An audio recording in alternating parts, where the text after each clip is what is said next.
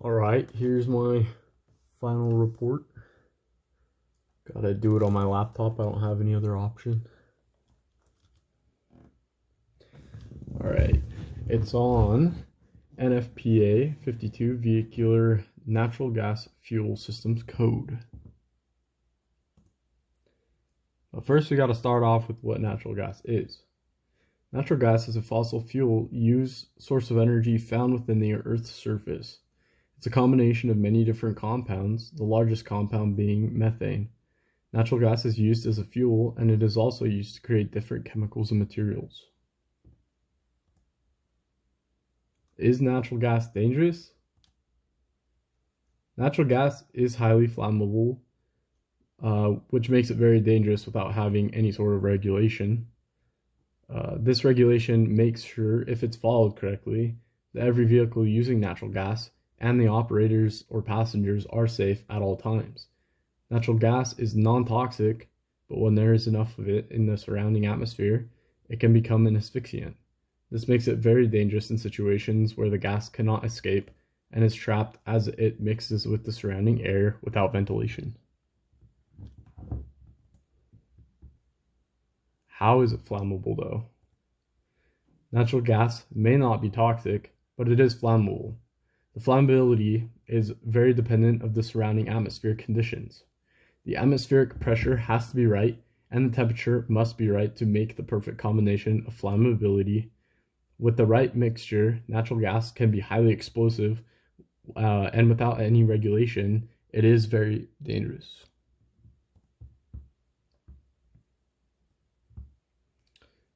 Is there liquid natural gas?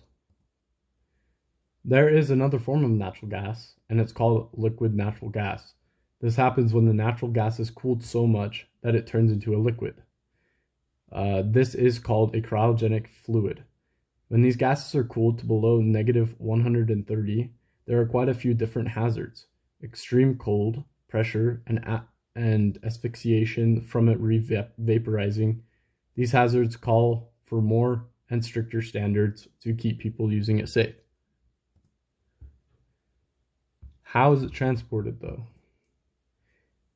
Natural gas is transported on specially designed ships, as liquefied natural gas is natural gas that is cooled to negative 260 degrees Fahrenheit, the temperatures at which natural gas becomes a liquid.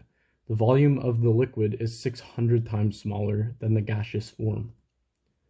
This is a little picture depicting how these special ships transport it and keep it a liquid in liquid form, as opposed to it vaporizing again back into a gaseous state. Is it storing it safe? The facilities that store and distribute natural gas in its various forms also have strict standards to follow. These are mandatory by law to keep people safe. The fueling process of natural gas can be a dangerous procedure if some of the standards are not followed. There can be something wrong with the tank or with the fueling components that cause something to occur that can cause damage. And these are the tanks for natural gas. That is how natural gas is stored. So these are some of my opinions on this specific standard.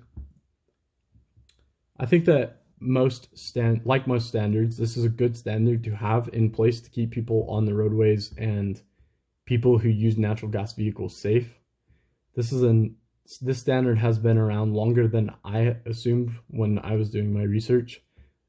I was also unaware that there were natural gas vehicles in or before 1984. I haven't been around that long, so obviously I didn't know for sure until I did my research on this.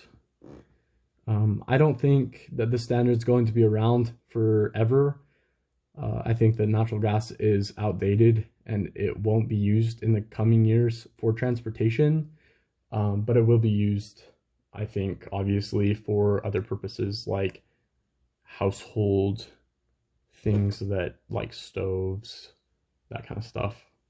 Just not for transportation. It's not very efficient.